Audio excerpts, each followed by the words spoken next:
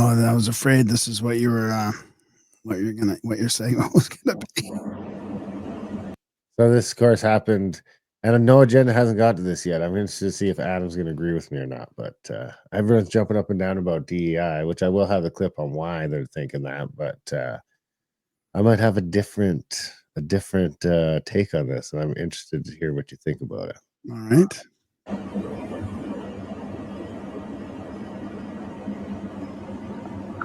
Coming in. All right. 1, 2, 3. Oh. Oh. Oh, no. I mean, people listening that thing came in hard. Probably seen the video by now. It blew out the tire.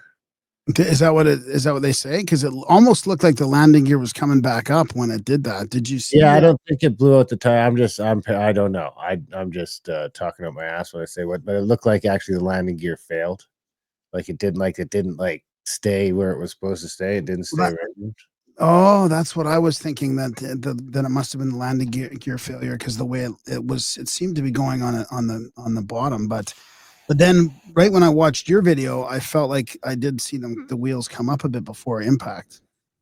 Yeah, absolutely. So now everyone's jumping up because they haven't said who the pilot was, and I mean it does kind of suck, because even if you're just like a chick pilot or person of color pilot, he just had some shit went down, you're just gonna get fucking stomped into the ground. Well, that's the problem with these programs have gone too far, right? It really is. Now it's gonna work the opposite of how it should have worked. All right, now here's this is from Delta.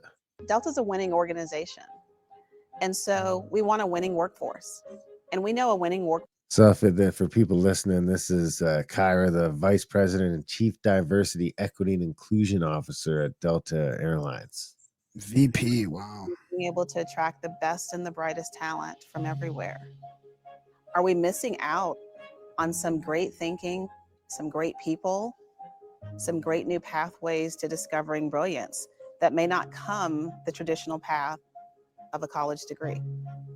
A premium was placed on education at a time when education wasn't actually provided for all. People without degrees, they often don't have access to great career paths or increased earning over time. And that's what Delta is here to change. We're really proud that we've eliminated the required college degree in more than 90%. They've eliminated the college degree? Equity is the motive. Wow. I mean, Delta's I'm not really for racist, useless college degrees, but if it's like aerospace, then and isn't that important? That comes off as super racist. I wonder what college degree they're just saying you don't need anymore, like engineering or what? We got to assume it's not the pilots, right? We got to assume. Okay. Well, aren't most of accidents pilot caused, really, when it comes down to it? They're human error. At least the small plane ones are. I don't know about the big planes. Yeah, well, let's just keep going along here. Let's jump to what the mainstream take on it is, which is okay. So this is, I don't even know. This is from the Times. What? What caused the Toronto plane crash? Experts look at the evidence, and investigators are trying to assess whether sharp changes to the speed or direction of strong winds called the Delta Air Jet to overturn on landing. What? I didn't realize I wasn't allowed to. What is happening? Did you read that? Is this Epic Times or what? Where is it? Where's it from? Yeah, you might be able to continue without. Yeah, there you go. Oh, it's not letting me. It's like, oh, you know what? I think my cursor is too low on the screen. Maybe. Do you have a Times? It's the Sunday Times. This is Epic, isn't it? It says the Sunday Times. You have a membership for the Sunday Times? I don't even know what the Sunday Times is. No, I just assumed it was going to let me. You know what I might have to do? Is I might have to do the old refresh and stop. You know? Oh, here we go. See? Oh, nice. Wow. How'd you do that? Okay. Can you take a screenshot? Like do that and take a screenshot? Sometimes if you open up a private tab, that helps too. But so I didn't notice. So you gotta hit the where's this stuff? No. No. Well, did you read it at any point? Oh, So this. we're not gonna get it anyway. So I don't know. I don't care what they're saying anyway. They're gonna say it's the wind or it's the this or the that, or they're gonna say that it was the DEI hire. Well, the problem is it exploded on impact, didn't it? I mean, at least. It would seem like it. Okay, but have you heard about this? I mean, you should have heard about this because I think I heard about this from No Agenda.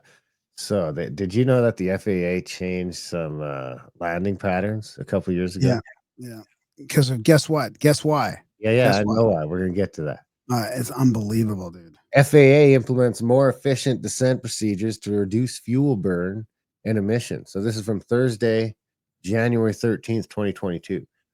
Descent procedures that the U.S. Department of Transportation's Federal Aviation Administration put in place across the country in 2021 will save millions of gallons of fuel and reduce CO2 and other emissions by hundreds of thousands of tons.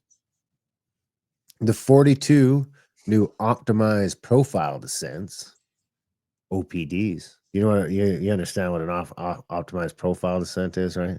Steep. It's basically a landing. It's basically they're talking about landing the plane. So the new Well, optimized landing. the approach probably more. So when I say OPDs, just think of landing the plane. That's just fancy Approach. word for land. No, just landing the plane. That's the profile descent. So it's the Yeah, but that's the actual approach, landing not the landing, right? and the landing. It's the whole thing, the approach Okay. and the landing. Okay. So the 42 new OPDs allow planes to glide down safely from cruising altitudes into airspace for some of the nation's largest airports instead of the fuel-consuming stair-step procedure. These new efficient descent procedures both save fuel and dramatically reduce emissions, moving us closer to our goal of net zero aviation emissions by Oh my 2050. God. Like, what are you fucking talking about? It's never going to happen. For each group of descents used at an airport, the FAA estimates that an average 2 million gallons of fuel is saved and 40 million pounds of emissions reduced annually. That is the equivalent to eliminating the fuel and CO2 emissions of 1,300 Boeing 737 flights from Atlanta to Dallas. It's not a very long flight, I'll just say. When we multiply the impact by thousands of flights, we gain real fuel savings and real environmental benefits, FAA Administrator Steve Dixon said. In 2021, the FAA implemented OPD's landings for Dallas Fort Worth International Airport, Fort Lauderdale Hollywood International Airport, Harry Reid International Airport, blah, blah, blah, blah, blah. Under traditional, so there's a little graphic here that shows the old step down approach, where you just sort of came in.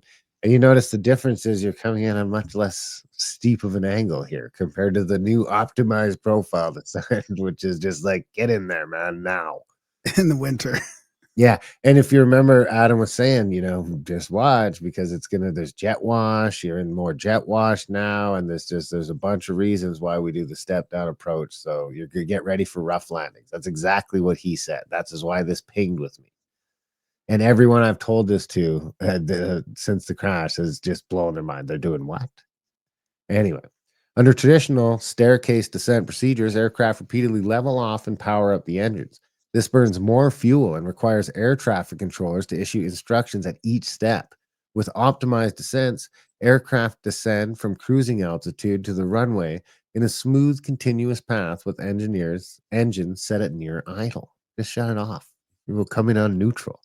Hey, while I'm doing this, can you just kind of, all of this could account for a lot of trouble. You know what I mean? Anyway, since 2014, the FAA has developed OPD procedures at airports and blah, blah, blah.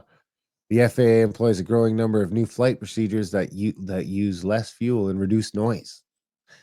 In November, the U.S. released its first ever comprehensive aviation climate action plan to achieve net zero emissions by 2050. Earlier in 2021, the FAA announced more than $100 million in matching grants to increase aircraft efficiency, reduce noise, and aircraft emissions and develop and implement new software to reduce taxi delays. I mean, maybe they're throwing Boeing under the bus because they don't want to know that we've just retarded ourselves into, Atlas shrugs, baby. Okay, well, that all sounds nice enough. What does this say? Then there's also this one. So this is from Pearson Aerospace. Oh, I'm not sharing it. Okay, this is from Pearson specifically.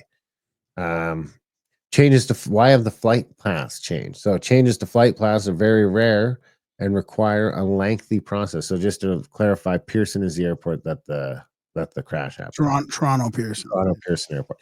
In fact, the last major airspace redesign around the Toronto Pearson took place in 2012 to increase the efficiency and consistency of aircraft operations.